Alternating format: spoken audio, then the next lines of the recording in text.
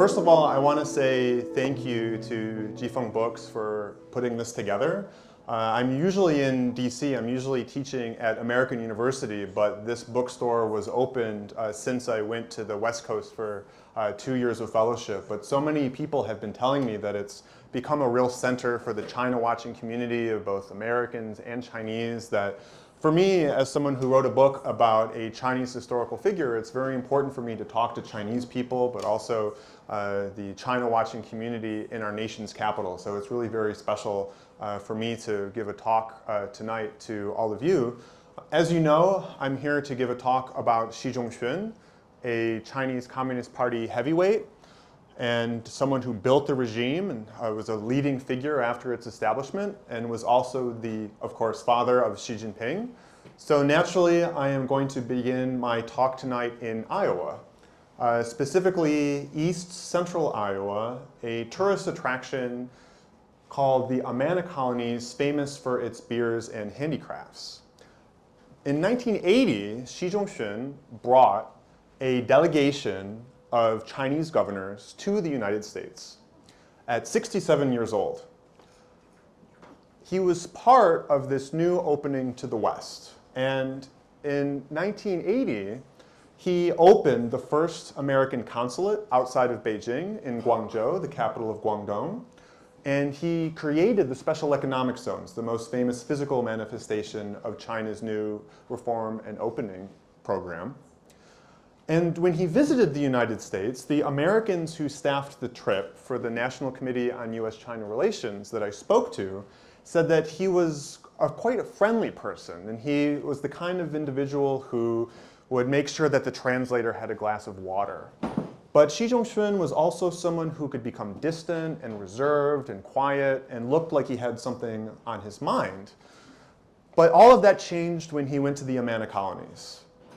According to one person I interviewed, said that he became a different person. He was literally crawling across the table. And I don't think that Xi Zhongxun was excited because the beer at Amana colonies is all that good, although I have been to the Amana colonies and the beer is not too bad. I think that he was having an emotional reaction because he was listening to a tour guide tell a story about how a community built on collective and utopian principles had decided 88 years after its founding to disband. Why did it do that? One reason was that the original leaders who had charisma had died and their successors didn't command the kind of obedience that they did. Another reason was that a new privileged caste that had emerged that couldn't win over people. The collective organization of agriculture meant that there were a lot of lazy individuals who weren't working as hard as they needed to. But the main reason that Xi Zhongxun would have heard is that the young people in the Amana colonies who were witnessing the materialism and the consumption of the outside world had decided that they no longer wanted to sacrifice for this communist project. So let's reflect for a moment what kind of a person was hearing this story of how a communist society became a tourist attraction. This was someone who had suffered terribly for the cause. He was arrested at 15 years old by the nationalists. In ensuing battles, he was nearly killed by the nationalists on several occasions. He was captured by his fellow communists during the revolution and thought he was going to be buried alive. The torment didn't even stop after the communist victory. He was purged from the leadership in 1962 and suffered 16 years of incarceration, struggle session, and internal exile. So for someone to hear this kind of story, it was quite frightening.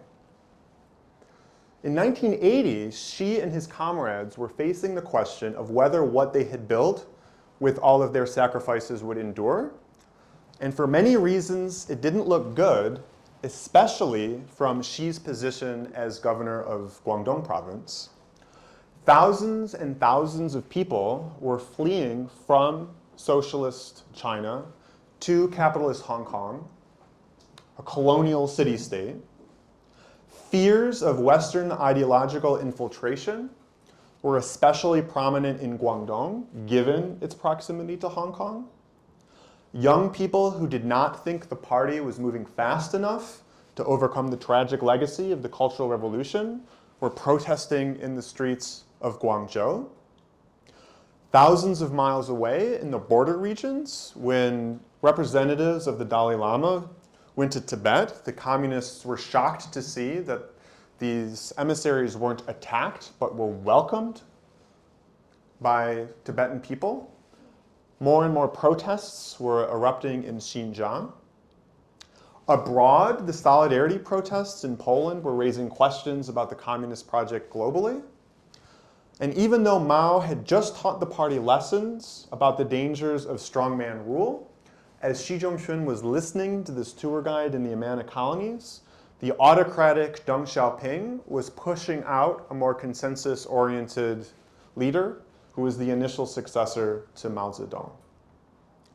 So there are many ways to try to tie the threads of a man's life together for a brief talk, but for all the reasons that are beginning to become clear from this anecdote about Iowa, today what I want to do is talk about Xi Zhongxun and the question of political order. I'm going to talk about how a man who suffered so much for a political party thought about how to ensure that it survived while he was still alive, but also decades and even centuries into the future. And of course, such an approach has special relevance for a man whose son happens to be China's current leader and is the reason I know that all of you are here today anyways. So I'll proceed by addressing 5 themes: ideology, communism as a global project, Beijing's relationship with ethnic minorities in the borderlands, succession politics, and perhaps the most existential question, how to win over new young generations to the revolutionary project. But I'm going to begin with ideology because it's only with a sensitivity to the peculiarities of the Bolshevik worldview that everything else I say today can make sense. And it speaks to the heart of the question of political order because ideology is how the party explains what it's trying to do, justifies itself, and wins people over to this mission of devotion and sacrifice. So this raises a question, of course, which is why was Xi Zhongxun interested in communism in the first place? Well, he was born into a milieu that inspired radicalism. He was born in Shanxi province, near where Qin Shi Huang had forged the first unified Chinese state and emperors had ruled for millennia. But by the time Xi Zhongxun was born in 1913, 2 years after the Qing dynasty collapsed, this area had been rocked by years and years of war, hunger, and banditry. It was a place of contradiction that led one of Xi Zhongxun's childhood friends to write in a memoir that it was a region that, quote, made people develop a sort of extreme way of thinking. On the one hand, it has a rich cultural legacy, but on the other hand, the people face a difficult situation and the chaos of war never ends. So he is attracted to communism, but what's interesting is he's not really finding something interesting there from an intellectual point of view. In fact, he's quite frank that he doesn't really understand much about Marx and Das Kapital and all of that kind of thing. In a self-criticism he later wrote, he acknowledged that at the time, the revolutionary situation allowed all kinds of revolutionary books and newspapers for reading.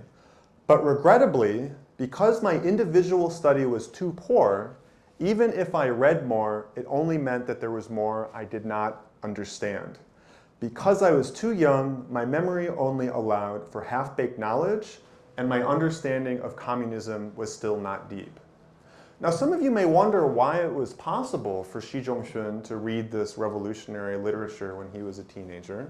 And in fact, when he was growing up in his early years, the communists were in an alliance with the nationalists, the so-called United Front, working to wrest the nation away from these warlords and bandits that had taken over the nation. But all of that changed in April of 1927 when Chiang Kai-shek, the leader of the nationalists, famously betrayed the communists and butchered them across the country. And so over 1927, we see these insurrections in Shanxi. The party is facing annihilation. Students in schools are getting arrested, sometimes executed. And Xi Zhongxun, at 15 years old, is ordered by a member of the Chinese Communist Party to kill an academic administrator at the place where he studies. He's not successful. He poisons a lot of teachers, but the person he wants to kill doesn't die, and he's thrown into prison. And he joins the Chinese Communist Party while he is incarcerated. And the person who was his official introduction into the party suffered a mental breakdown and killed himself in Shanghai just a few weeks later. When Xi Zhongxun is released, he can't even walk because his health is so poor. He's covered in eczema and boils. His father, because of the stress of the anxiety of his son being incarcerated, dies shortly after he's released. His mother dies a little bit after that. 2 more sisters also die. There's famine. The party is facing annihilation. He can't link back up with the party. He can't go to school because he's a wanted man.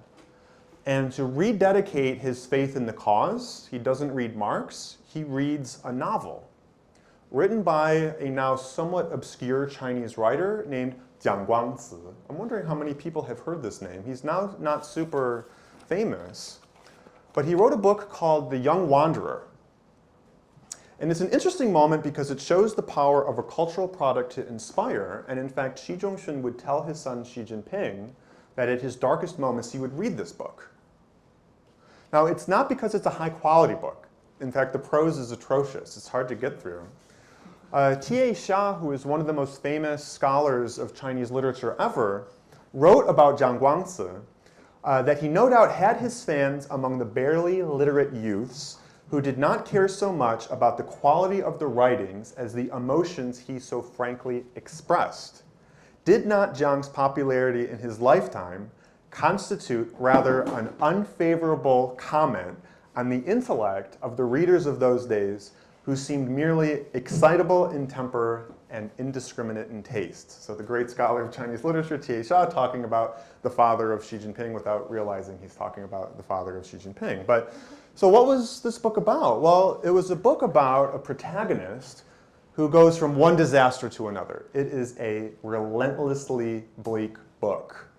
In fact, the protagonist says, "The more pain that evil society brought me, the more powerfully did my resistance develop." It's really a fetishization of struggle, and it concludes with the protagonist deciding that he has to become a soldier so that he can use violence to resolve the crises that Chinese society is facing. So this is a story of ideology as an inspiration, but just a few years later, Xi Zhongxun saw ideology as something else, something very dangerous, something that nearly got him killed. Why? Well, in 1935, Xi Zhongxun is helping build this base area, this base camp for the communists, and he's trying to do it without getting himself killed. He's trying to be practical, he's trying to be flexible, he's trying not to create too many enemies, he's hiding in the mountains when he needs to. And then these other Chinese Communist Party cadres show up, and they have a different idea of what they should be doing. They've read a lot of books, but they don't have a lot of practical experience. And they say to Xi Zhongxun, "You're not really a communist because you're not zealous enough. You're not trying hard enough." And it wasn't a case of just different people having a reasonable approach to a complicated situation. These kinds of differences were immediately understood as ideological heresies. So it intensified the conflict, and it led to Xi Zhongxun being incarcerated once again, just 7 years after he was incarcerated by the nationalists, this time by the communists. And he thinks he's going to be buried alive. And he's put in chains. And in future years, when people would complain about the party, he would show the wounds and say, "I bet you didn't actually suffer quite as much as me, and I'm still loyal. I'm still dedicated," right? So the regime is finally established. In 1952, Xi Zhongxun is brought from the northwest to Beijing to serve what role? Minister of Propaganda. And so his job is essentially to tell a nation of hundreds of millions of people why they should dedicate their lives to communism and what communism is. 10 years later, 1962, Xi Zhongxun himself is purged from the leadership because of ideology, more specifically, because of a novel. That's very interesting, right? Because a novel is such a prominent thing in his story of coming to the revolution, but it also was a novel that saw him purged from the party to which he was so devoted. So you may wonder why this novel had such an impact. Well, it was a fictionalized account about another Northwest communist leader, one that was very close to Xi Zhongxun. And Mao interpreted it as a manifestation of class struggle. Because in 1962, Mao Zedong is worried that the party is losing its revolutionary elan, that people aren't on board with his mission in the way that they should be. And he sees this as a problem of ideology, as a problem of class struggle. And Xi Zhongxun in this novel are swept up in it. And he blames Xi for supporting it. He is persecuted for 16 years. He comes back to work in 1978 to work in Guangdong. And now it's clear to everyone that the Cultural Revolution had been a complete disaster. But the party is now faced with the puzzle, which is how you justify moving in a new direction, but also don't do that in a way that shakes faith in the entire party and the cause as a whole. It's a real dilemma. And so everybody probably in this room knows about the third plenum of 1978, when the party decides that class struggle is no longer going to be the priority, but economic modernization. But it was just a few weeks after that that Deng Xiaoping gave a speech in which he introduced something called the Four Cardinal Principles, which were extraordinarily conservative formulation. And when people saw this, they wondered, well, are we going to reform or aren't we? There was this confusion about whether the three was more important, meaning the third plenum, or whether the four was more important, meaning the four cardinal principles. And you can see how this seems to be a contradiction. You know, why would they be saying these different things at the same time? But you know what Xi Zhongxun said? He said that only with the four cardinal principles can thought be liberated in a way that is right and not wrong, effective and not formulaic. And Xi Zhongxun also said that even though we're focusing more on economic modernization, it is necessary to also have a spiritual civilization. Now what's really interesting, right, is that Xi Zhongxun says we need to have certain red lines. We need to continue to tell people what's meaningful and purposeful about what we're doing. But he also admitted, quite frankly, that the party didn't know what socialism was. So he's saying you need to believe in it, but we can't explain it to you. This is a quote from Xi Zhongxun. China has already done socialism for 32 years, but we are still groping for just exactly what kind of road we will take. The groping might take a long time before a relatively complete socialist system is achieved. When Xi Jinping leaves Guangdong, he goes to Beijing to work on the secretariat, directly for the new general secretary, a man named Hu Yaobang.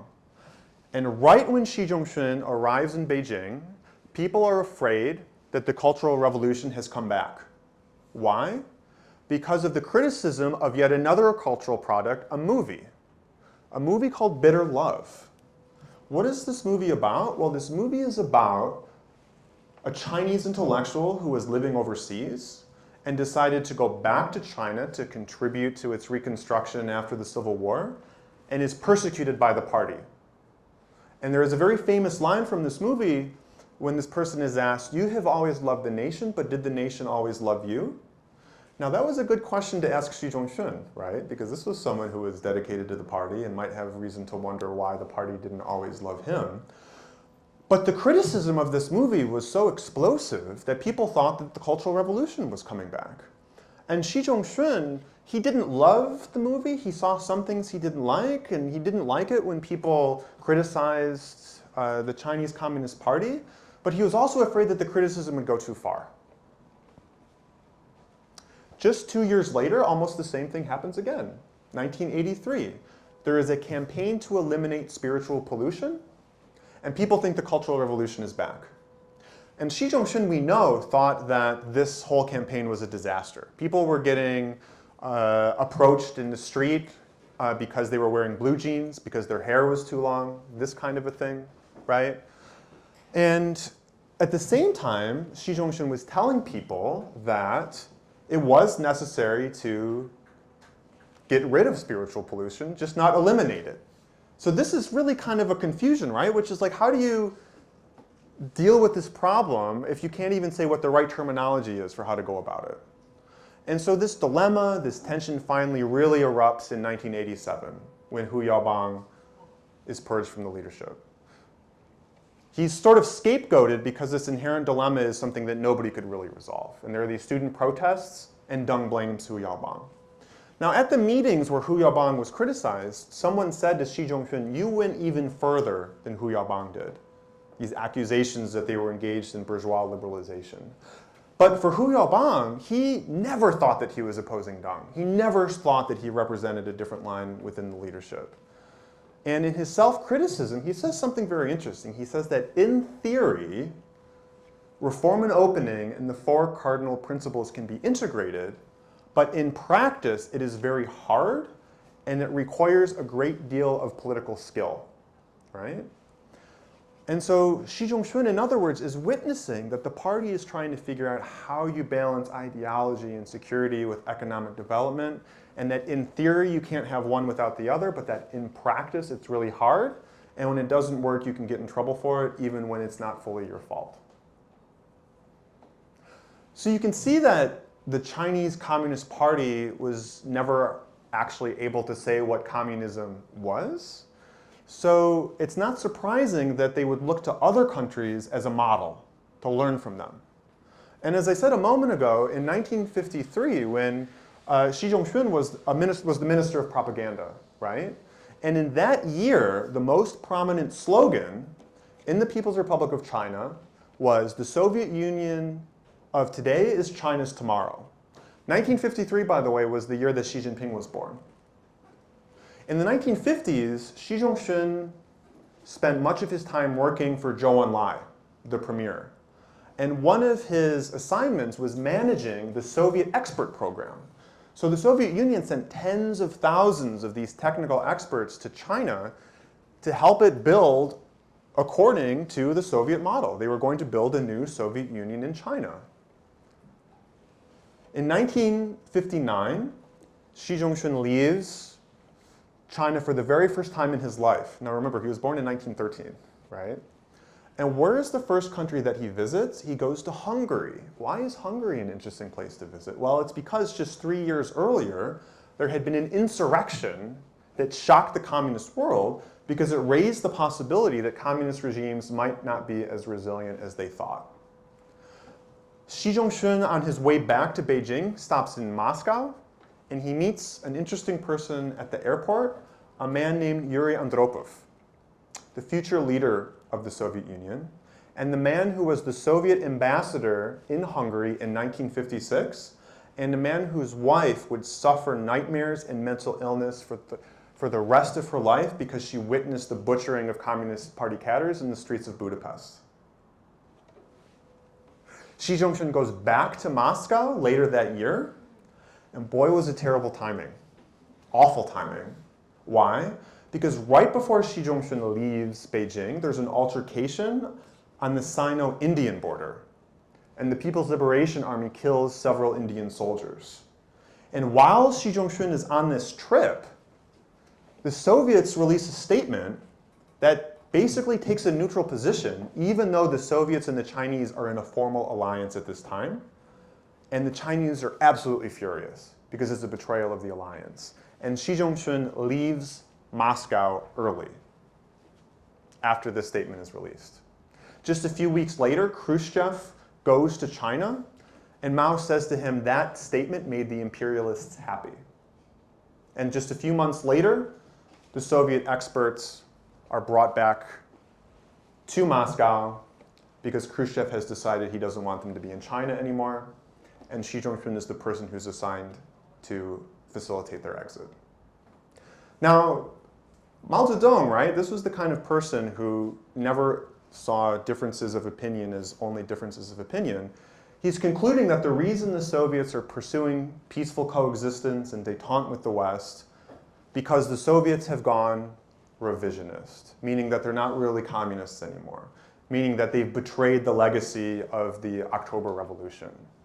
And so in 1962, when Mao Zedong is preoccupied with class struggle, that is one of the reasons, because of what conclusions he is drawing from the Soviet Union. And when Xi Zhongxun was purged, he wasn't just blamed for the novel, he was also told that he was a Soviet spy. When Xi Zhongxun is rehabilitated, and he works for the Secretariat in the 1980s, he is charged with managing the party's ties with foreign leftist, revolutionary, and communist parties. And now the CCP faces the opposite problem, which is that they are now moving in an economic direction that it seems like they are the revisionists. And Xi Zhongxun is tasked in the midst of this with reestablishing ties with all of these foreign leftist, communist, and revolutionary parties, because all of those connections had essentially been severed during the Cultural Revolution because of the extremism in Chinese foreign policy. Now, it's also an interesting moment in the 1980s because global communism is in crisis. They can't get their economies to work. There are all these growing tensions in society. And Xi Zhongxun meets with representatives from Poland in 1988, and he tells them that reform waits for no one. And it was on that day, literally, that for the first time in years, there were solidarity protests again. Less than a year later, solidarity was legal, and it was just a short time after that that there was no more communism in Poland. So to tell him that reform waits for no one was quite accurate in this case. According to the Italian Communist Party archives, when a communist Italian senator visited China in 1986, Xi Zhongxun surprised him by telling him how much he liked Gorbachev. So he's keeping a close eye on the Soviet Union. In fact, he reads a book about Chernobyl, and he writes a notification that says, "We also have a lot of mistakes like this in our work. It's certainly true that bureaucratism is much more terrible than radiation." So I've already told you how much he sacrificed for the cause. And now, by the end of the 1980s, early 1990s, he's watching the communist world fall apart. So it's interesting to look to see how he explains this and how he thinks China might be different. And he says that China will survive because it can combine the universal truth of Marxism-Leninism with China's revolutionary practice. Now that's a very interesting thing to say, right? Because on the one hand, he's emphasizing the universal, Marxism, but on the other hand, he's emphasizing China's own national conditions. Which in other words, he's kind of saying that we made Marxism work because we said whatever we wanted Marxism to mean, right?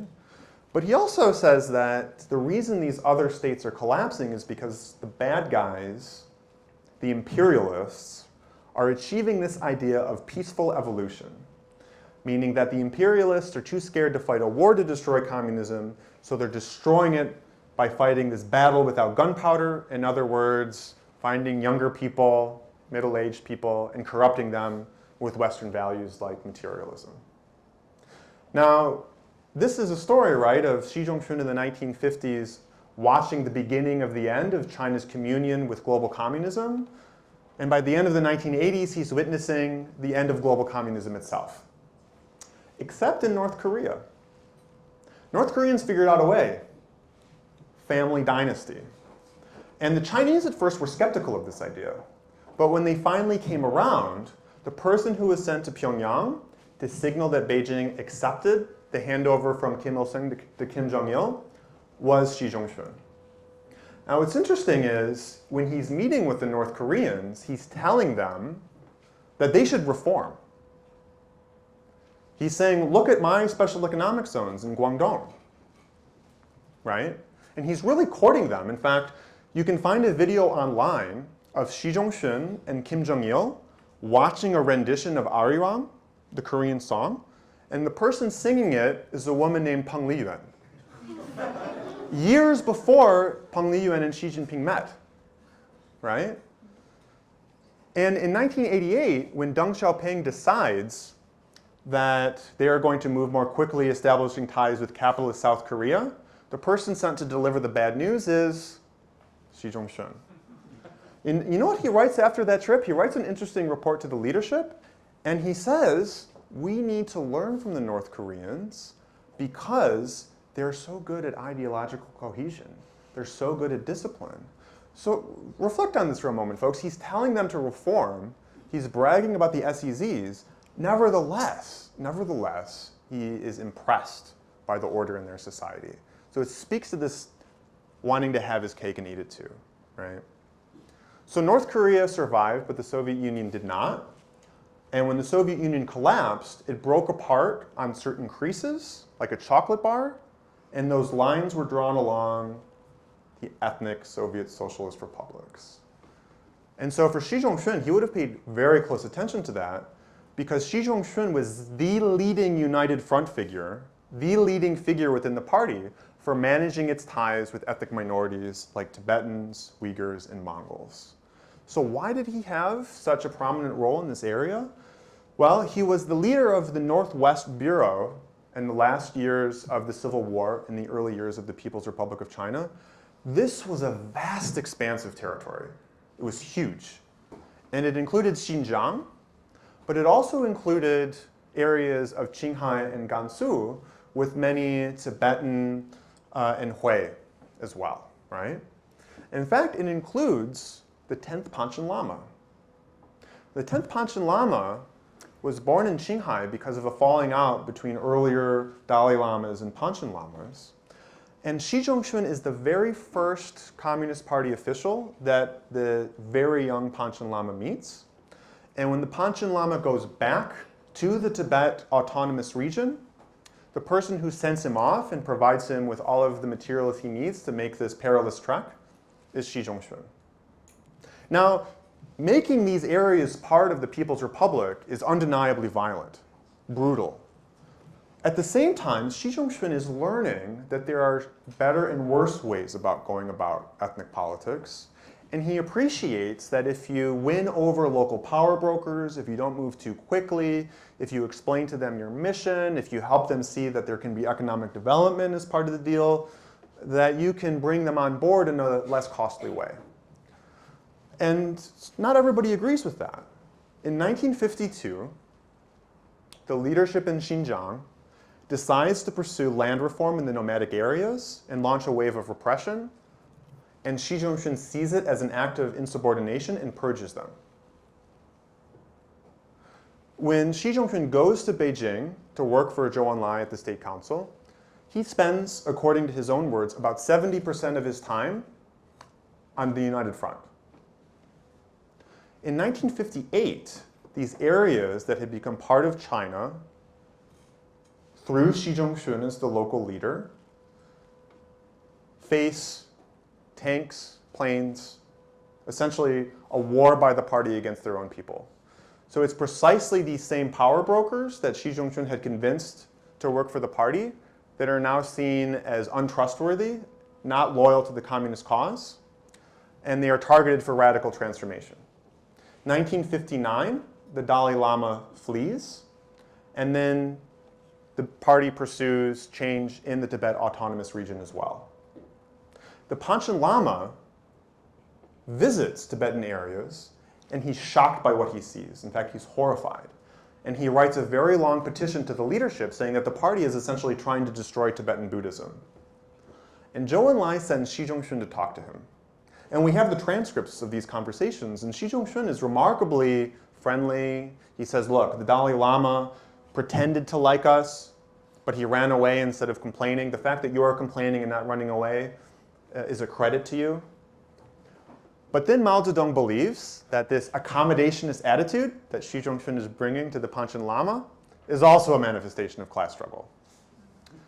And Xi Zhongxun is accused of being so nice to the Panchen Lama that his tail goes so high that it's even above a U-2, of course, the spy plane.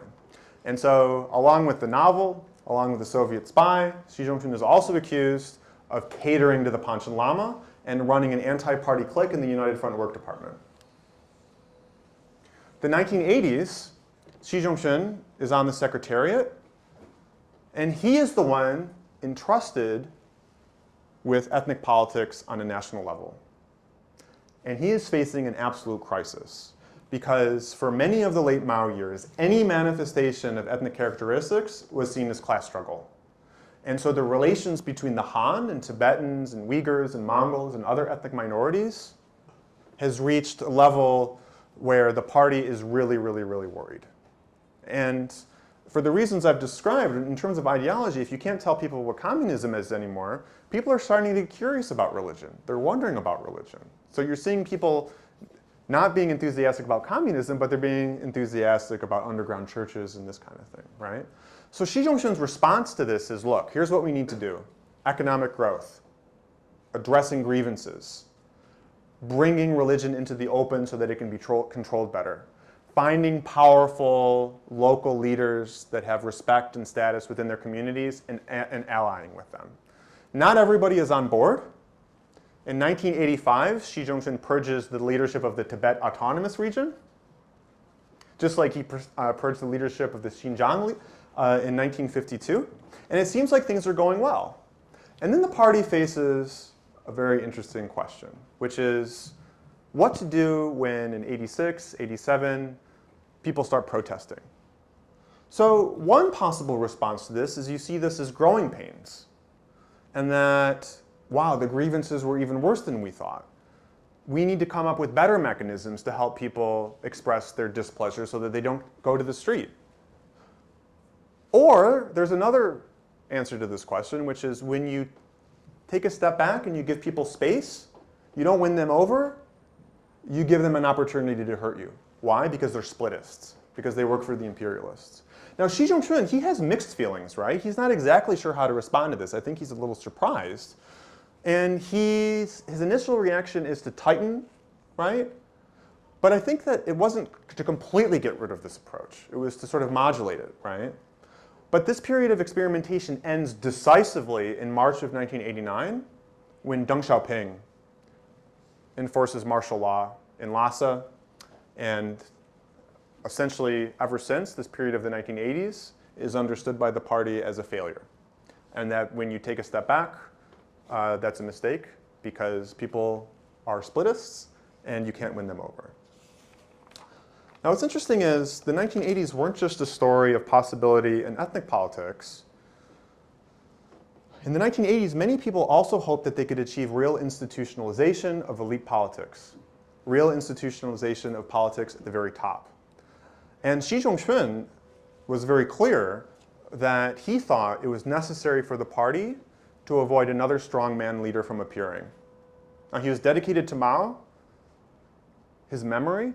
He still loved Mao, but he also was reflective enough to recognize that when Mao slipped out of the control of the entire party, it was very dangerous, right? So then it becomes a puzzle as to why Deng Xiaoping nevertheless emerged as yet another autocratic figure and why succession politics remain so explosive.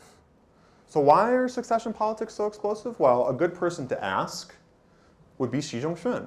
Why? Because in the 1950s and early 1960s, he was the right-hand man to Zhou Enlai, the premier.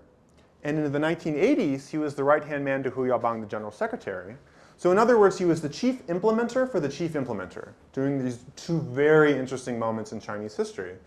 And so some of you who came and thought you were going to spend a lot of money on this book might now be hearing me say that Xi Zhongxun was the chief implementer to the chief implementer. Why would I bother reading a book about somebody who is just implementing? Well, actually, implementing is really, really, really hard. It's really, really hard to get right. And if anybody would have understood that, would have been able to explain that, it would have been Xi Zhongxun. Why? I mean, isn't it just him doing what he was told? Isn't it just that simple? Well, the answer is no. Why? Because even now when you look at party documents, what you see is you need to do this and that. 既要又要, right? So it doesn't say which matters more. It doesn't say how to achieve them. And so you need to figure out how to execute the top leader's wishes when there is this built-in ambiguity. And so you want to do what the top leader wants. You want to do what the documents say. But you also don't want to screw up. That's a big problem. And also, if you go too far in one direction or the other, you can be accused of ideological heresy, right? You can be accused of being a rightist if you're not trying to move forward fast enough. And you can be accused of being a leftist if you screw everything up because you're a radical, right? The other problem is that you have these competitors within the elite, right? So these competitors, they want you to make a mistake. And they're constantly going to the top leader to complain about you. And also, Mao and Deng are distant, vague, mercurial, and suspicious. So Mao was this kind of person who wanted to be a sage king. He wanted to think big thoughts.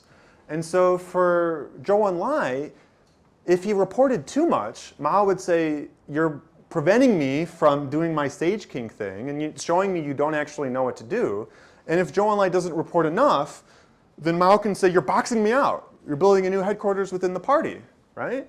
And in fact, Mao didn't like to be understood. He wanted people to figure out what he wanted. So he could also change his mind, right? There's this very interesting moment in 1958, beginning of the Great Leap Forward. Zhou Enlai gives this humiliating self-criticism in Nanning that lasts 4 or 5 hours.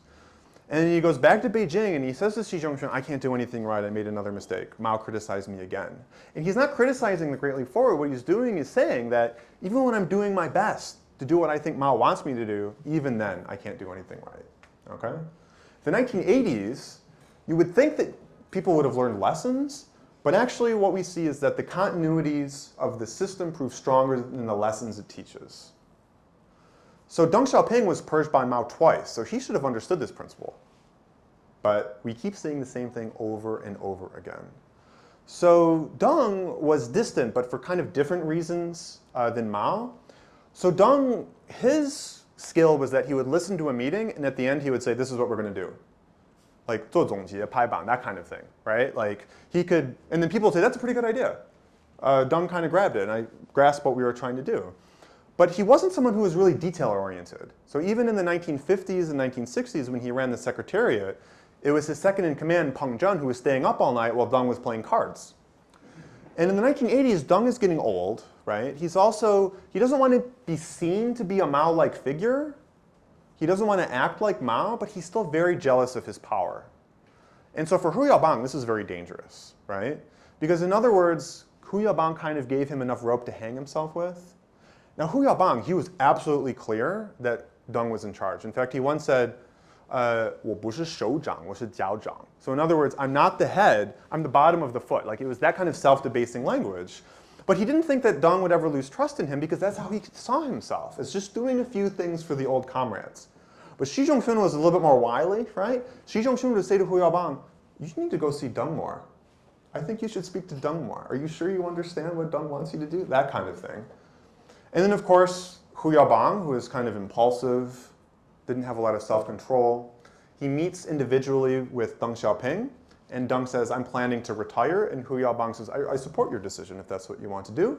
And then Deng Xiaoping started telling other people that Hu Yaobang is trying to push me out, that he's trying to develop his own prestige and status within the party. And later on, when someone asked Hu Yaobang, were you removed because you agreed to Deng resigning? Hu kind of laughed bitterly, signifying he thought that was kind of the case, right? So what is this a story of? It's a story of explosive succession politics. In 1987, when Hu Yaobang is criticized, one of the charges he faces is that he had called on Deng Xiaoping to resign. But then Hu Yaobang says, I never demanded that. And Xi Zhongxun yells loudly so everyone can hear him. I heard Hu Yaobang say that 3 times. Yeah? And right around this time, Xi Zhongxun is saying that power is something that corrupts. Right? So that's succession politics at the top. Let me talk a little bit about succession politics at the bottom, meaning young people. So what was the trigger for Hu Yaobang's fall? Student protests. And it raises this question of how you win over young people to the regime. And for Xi Zhongxun, this was existential. Listen to this really interesting quote that Xi Zhongxun made in the 1980s. History and reality teach us that enemy forces at home and abroad have always concentrated their goal of peaceful evolution in young people. The fight for young people is a life and death struggle without gunpowder. It is related to whether there will be successors to the socialist nation for which we in the older generation risked our lives in battles across the country to found, and it is related to whether the cause of socialism and communism will never lose its red color for thousands of years. Therefore, caring for the next generation is a major affair for the entire party and nation, and even more so is an unshirkable responsibility for us old comrades.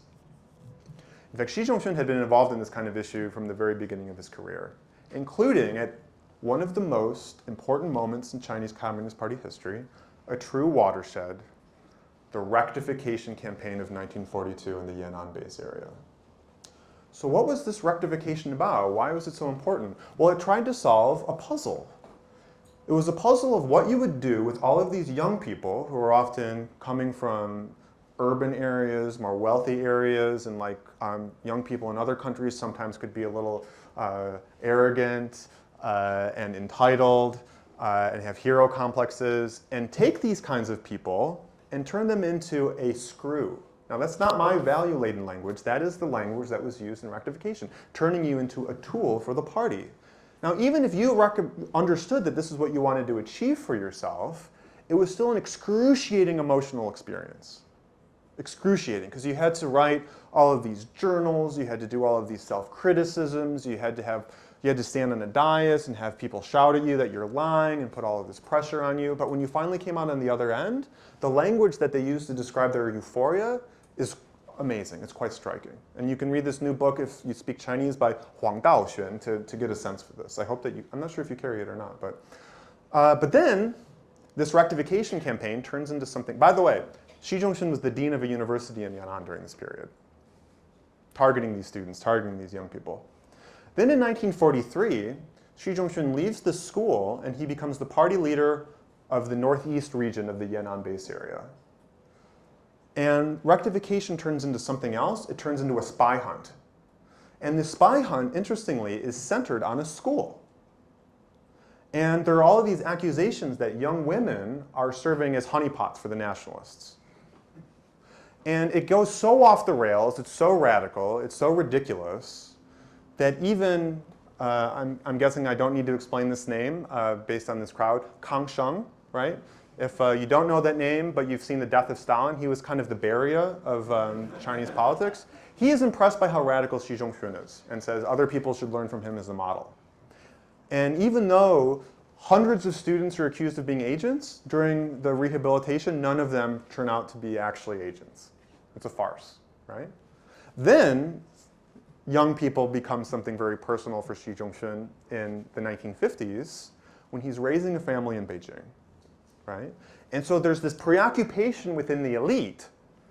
How are we going to raise these young people in a way that doesn't make them privileged, spoiled?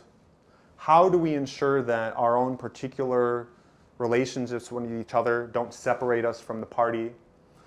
And so, perhaps unsurprisingly, given those concerns, families in Beijing at this time were quite strict, but the Xi family was famously strict. In fact, one person who knew the family described it as 封建礼法, like feudal levels of discipline, right? Now, part of that was, I think, because Xi Zhongxun was a peasant, and peasants tend to have strict discipline at home.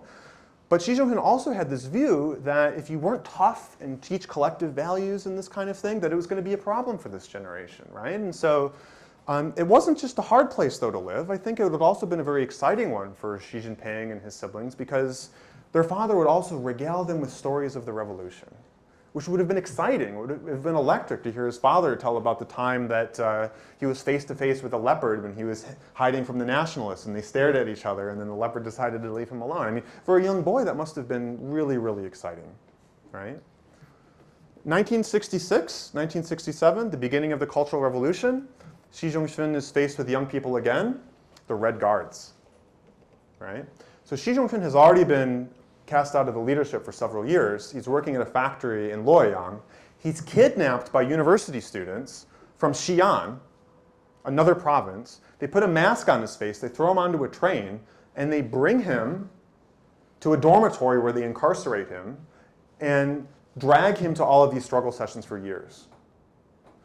After the Cultural Revolution, you have the opposite problem with young people, which is that they're not radical enough because they don't believe in anything anymore because the Cultural Revolution had been a disaster, which is rather ironic because one of the reasons Mao Zedong launched the Cultural Revolution was to toughen up young people so they would be good inheritors to the revolution, but it backfired on him, right? So what you do with these young people who don't believe in communism and want to have fun is a big problem. One possibility is you trust the princelings because they're your own kids. So you see people hiring princelings as their secretaries because their secretaries had betrayed them during the Cultural Revolution. In fact, Xi Zhongxun complained that one of his secretaries wrote 200 notebooks of accusations against him. But these princelings are not a perfect choice. Why? Well, one reason is that the earliest generation of Red Guards were really violent, smashing, beating, sometimes killing. And then in the 1980s, they have this sense of entitlement and privilege, but they also feel vulnerable because they recognize that people don't like them. Not just because of the Cultural Revolution, but because people think they're benefiting from nepotism, right? Now this question of elite politics, this question of young people, it all comes together at a very clarifying moment, June 4.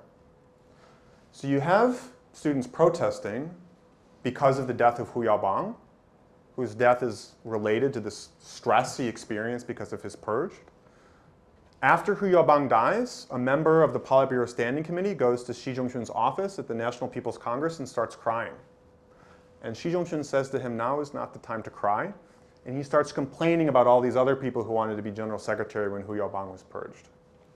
Now what's interesting is Xi Zhongxun's no longer on the secretariat. His position is first vice chairman of the National People's Congress. For most of the crisis, the head of the National People's Congress is in Canada and the United States. And people who hope for a peaceful solution place everything in the National People's Congress. And we know that Xi Zhongxun hoped for a peaceful solution. He was unhappy that, in his words, Li Peng had no scruples about suppression.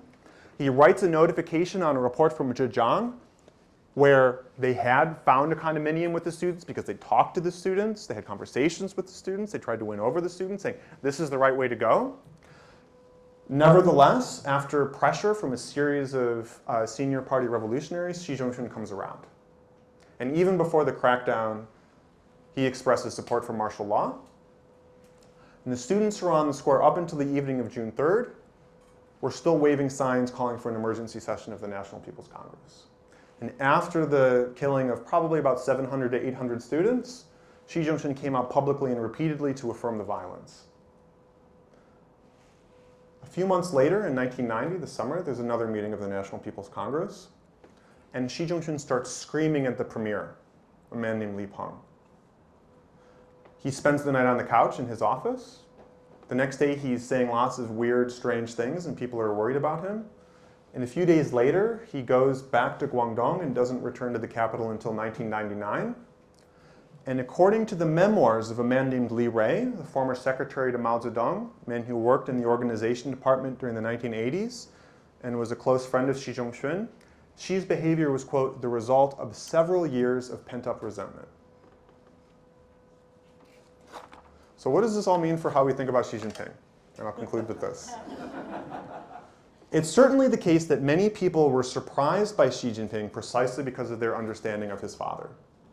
Li Rui, the man whose name I just mentioned to you, on his deathbed, he told his daughter and one of the sons of Hu Yaobang that he was completely stunned by who Xi Jinping had proven to be, and he couldn't understand it.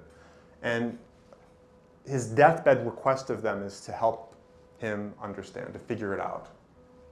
So ironically, my book would not have been possible without Li Rui's diaries. So the old rascal got the last laugh in a way. But you can't, I think, draw a straight line from Xi Zhongxun to Xi Jinping because a person's mind is not a pool table. It's not that simple. And Xi Zhongxun's own children seem to have drawn different conclusions about the meaning of their father's life. One daughter killed herself during the Cultural Revolution. Another daughter became associated with this group that Li Rui was an informal leader of, these pro-reform, constitutionalist, rule of law type individuals in Beijing. The other children made a lot of money. But Xi Jinping is the puzzle because he's someone who knew so much about the darker side of party history and who saw his father so heavily mistreated still commit his life to the party in a fundamental way. Now that really is a puzzle because if you look at dissidents in the Soviet Union and China, it's true that their story of awakening is often tied to them learning what their parents did or did not do. When their parents made choices that either caused or facilitated terrible tragedies, that left behind political landmines for future generations because younger people might someday ask, what kind of a system could unleash such violence? And why didn't my parents say no when the party told them to hurt people? But the children of powerful officials like Xi Jinping would have seen something else too that was important. They saw what bending to the party's interests did to the people who bended.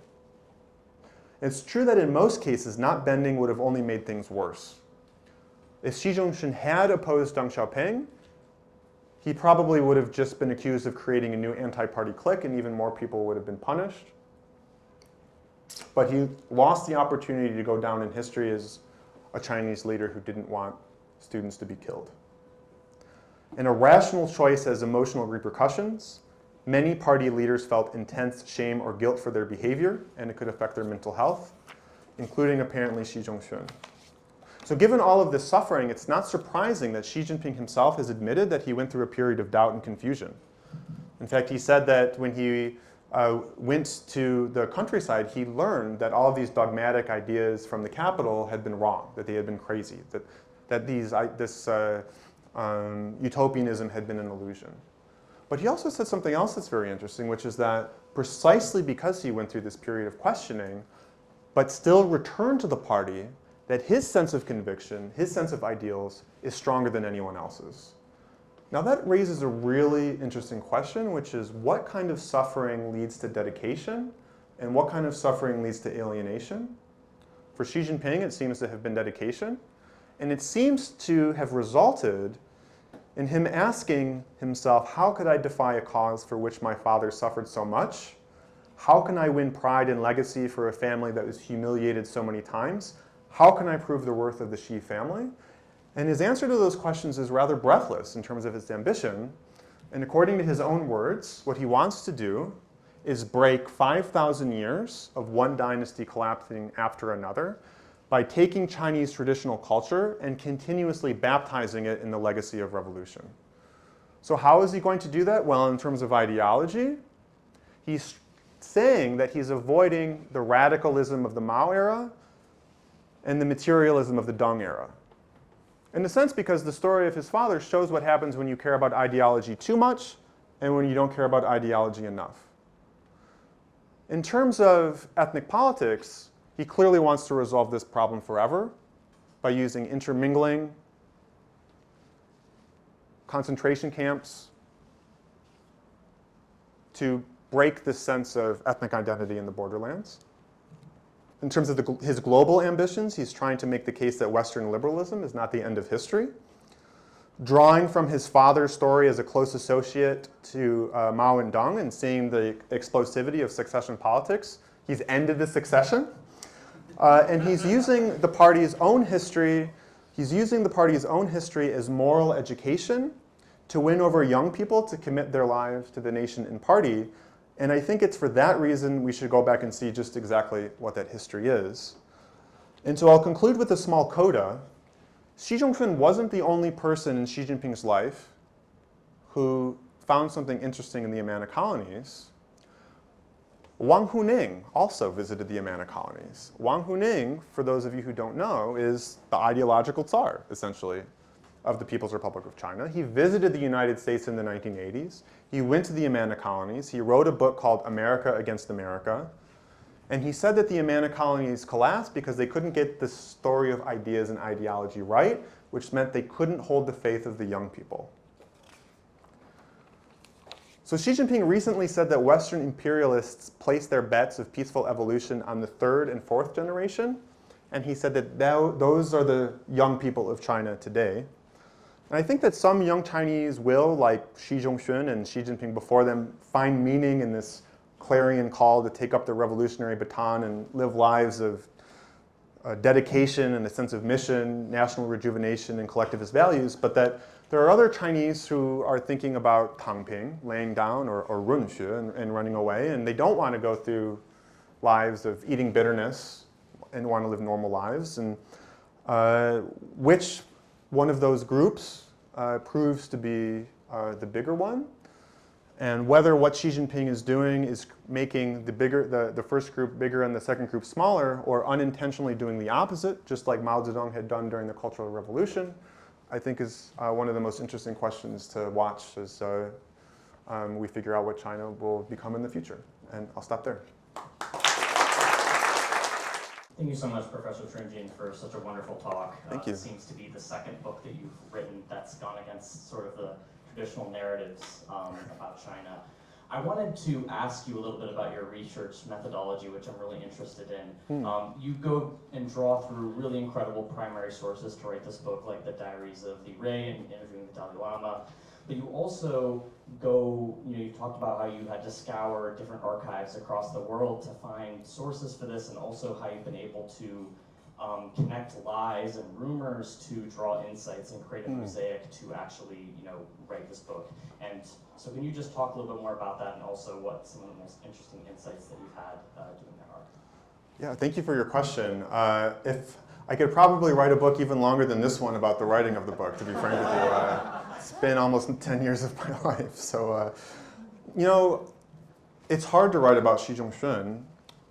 The people in this book, as members of the party, how they were evaluated was so important to them because their whole sense of meaning was what they did for the party and their contributions to the party. So these official characterizations of what they achieved, for them, it's like their whole lives, right? So you can see how they would want to curate how people research them. And Xi Jinping, for reasons I've talked about, he thinks that you can't have a resilient regime unless people believe in it. And if you look at the past and you say, well, it's not just one victory to another and that the party can make serious mistakes, it shakes that. And Li Rui, when Xi Jinping first came to power, he thought that Xi Jinping would be a reformer, in part because of his understanding of Xi Jinping's father. The first big warning sign for these pro-reform intellectuals like Li was a speech that Xi Jinping gave on the collapse of the Soviet Union. And he said that one of the reasons the Soviet Union collapsed is they lost control of their own history, right?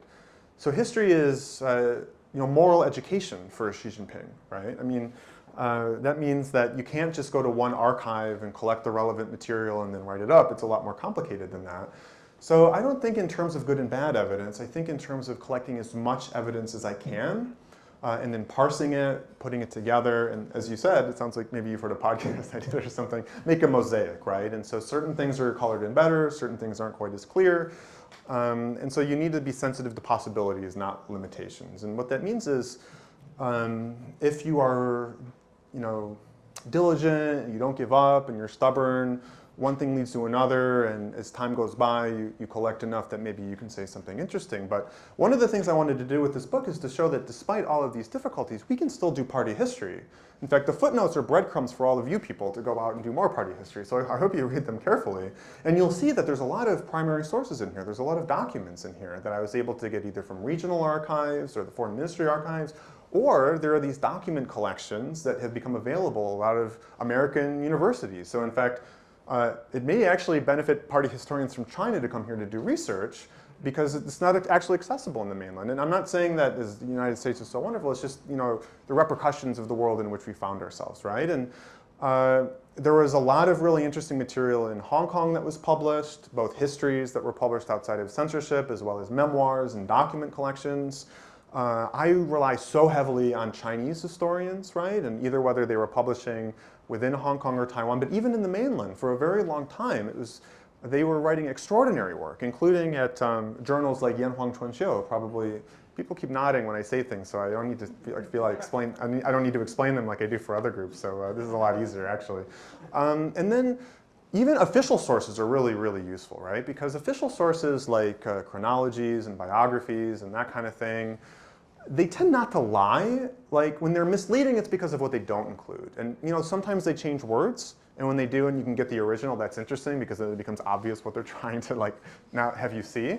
But first of all, you can treat these things as possibilities, right? To go and search further because you're sensitized to what might matter. But also these compilers, whether deliberately or not, if you look at a chronology after doing years and years on someone's life, those pieces of evidence might be meaningful to you in a way that wouldn't be if you hadn't already been getting lots of other sources.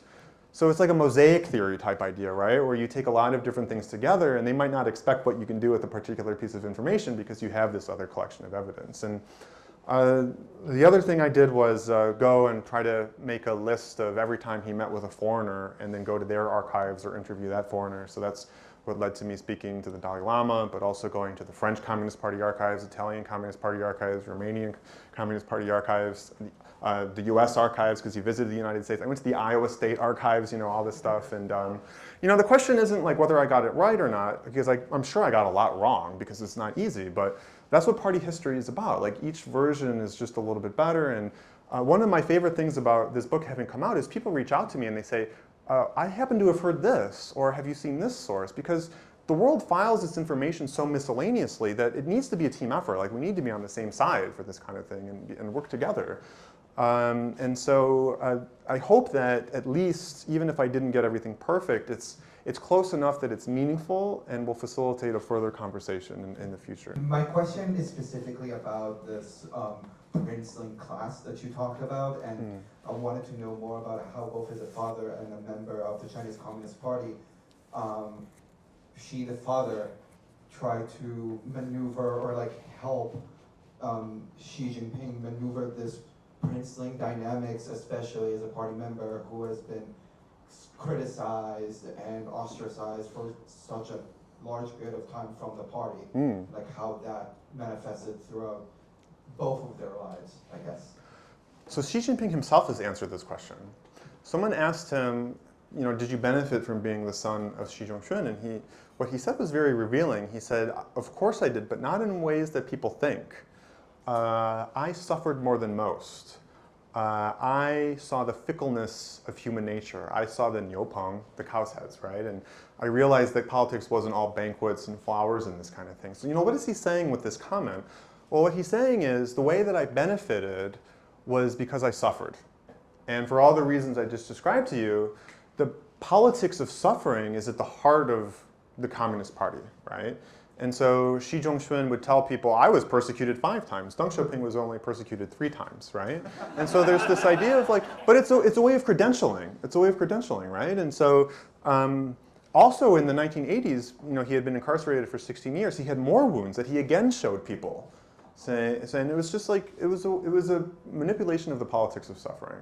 And he even said to the Tibetans, yeah, you Tibetans suffered, but Deng was also purged twice. He would say, things like that, right? So, in that sense, what Xi Jinping is saying is I learned something from, going, I became toughened, right? And I showed my dedication. And, but that's only partially the story, right? It is partially the story in the sense that I believe that Xi Jinping thinks that he did suffer a lot because of his father, including his career, right?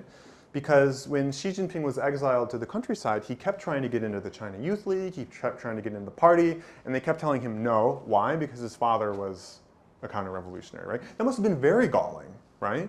Now, it did benefit him sometimes, right? Because Xi Jinping's first job after he finished undergrad was working for a man named Geng Biao, who was a defense official.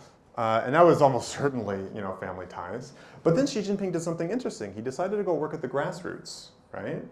And then his father around this time said that Xi Jinping had the makings of a premier. His father was very proud of him.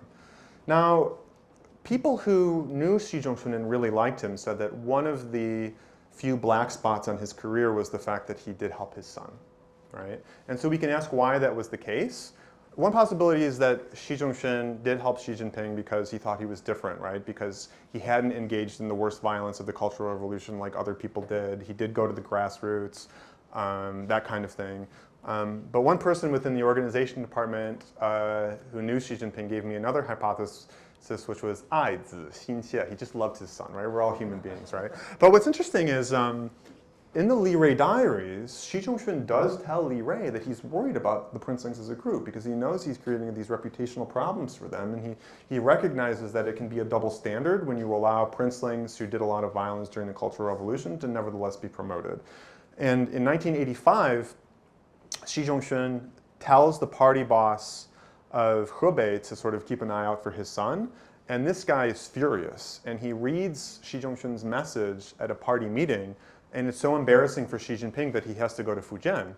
Now that's a good thing for Fujian because Fujian is led by an old party associate of his father. So again, it's like both at the same time, right? So you can see how Xi Jinping would feel that people who say it was entirely because of his father isn't true, but nevertheless it's kind of true, right? So it was a double-edged sword is what I'm telling you. All right, well, thank you, Joseph, for this